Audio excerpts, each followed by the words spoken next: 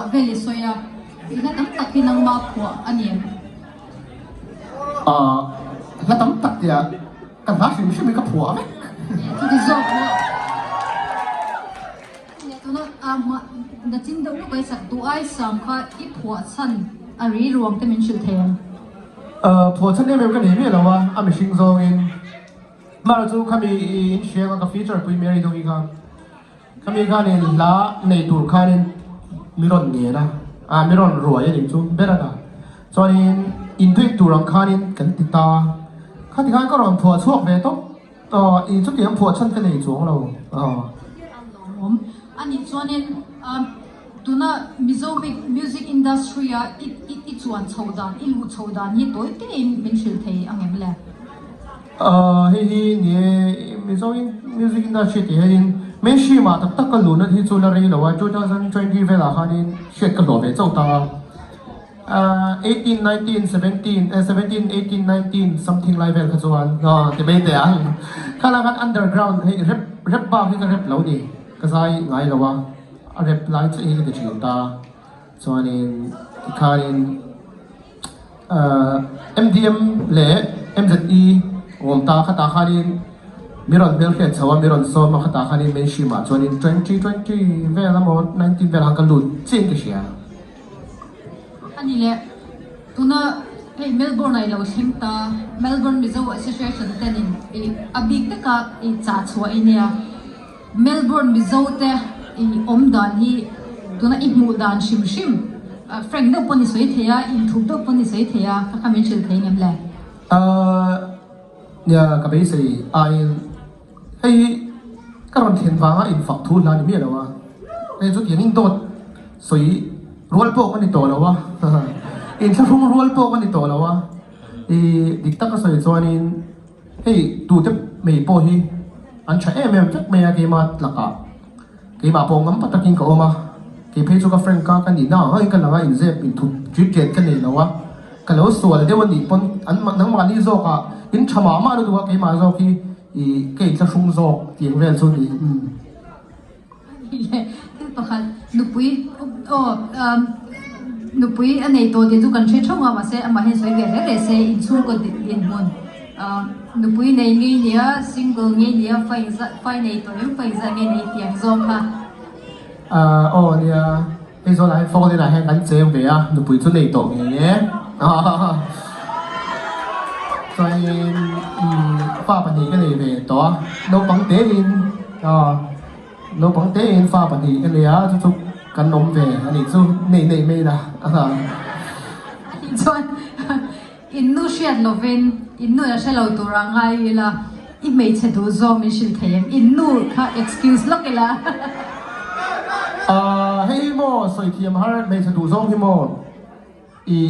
hey bị bà tí rồi ini mel cha ống biển là cái luôn đủ hết cái này mà xem mo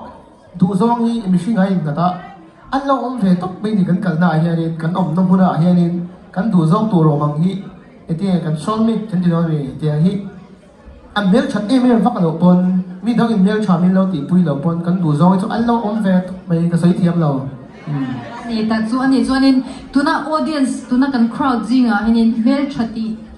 thì nó han mel cô chở là minute khát xuống ai sẽ cái giải là cái mel cô đấy alright anh ấy cho nên email thati pathum chang don ta la ami mal jong ka zot don lo cha aro zong henin aro zong kan 1 2 3 4 5 6 10 rows so ma ami zong henin email thati kha pathum aro zong hemin shil thim athar zong aro zong ka ro shil lawa an man ni khai le sheme ka ron mel dep chak ai kha chu fair lo ai cái tiếng soi cái chỗ này ăn nuông là wa ăn đi xem khán nuông mà. Ăn zong hết tụi nó hết mít ra hết hết so. Eo, son chút ta. Hết làm bằng hậu thì. Hết phốt xe. Cái thủ về với cả heo. Đắng lệ. Rồi. Mình vắng mất tệ. Cái số soi thiam mà đây tiếng cái chia này thì là bao. Corset hạt đắng khi nhỉ cái ring. Ni mấy rồi xem, ai cả chú anh mang đi mình mở khai nên ai còn tất nhiên được xét nghiệm hoa với à? chu ani le tuna henin mizo te ayo angin ka zon lo thei lo wa chan chu organizer Melbourne Mizo Association ni wangin mizo te hi i mudan Melbourne mizo te mudan min shu them toi te mizo hilaya I communication lo chakop me ya I namani community ti enge Paul in lo siama ti herin MMA kita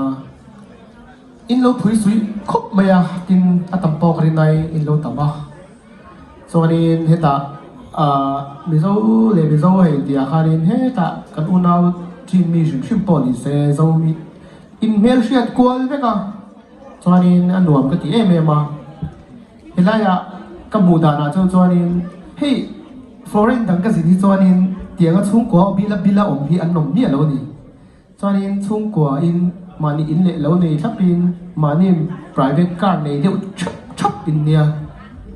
in lo changka le mai ka ti ni hilaya foreign Australia pe su thì lâu dài thiếm lâu phi dài thiếm lá lâu thì lâu tay là dài thiếm số cái gì lâu mà sẽ artist là các anh lâu thì về ta thì hẹn về thì hẹn lâu tay là các bạn cái phật đón biết là